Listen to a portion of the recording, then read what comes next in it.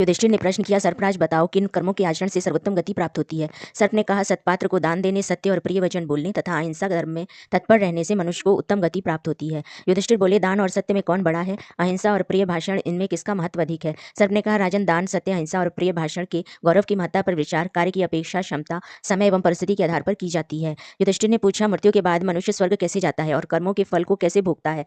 सर्प ने कहा, राजन, कर्मों के अनुसार जीवों की 3 प्रकार की गति देखी गई है, ऊर्ध्वगति, मध्य गति और अधोगति। इनमें से मनुष्य योनि में उत्पन्न हुआ जीव यदि अहिंसा का पालन करते हुए दान आदि शुभ कर्म करता है तो उसे स्वर्गलोक की प्राप्ति होती है। इसके विपरीत कारण उपस्थित होने पर मनुष्य योनि या पशु पक्षी आदि योनि में जन्म लेना पड़ता है।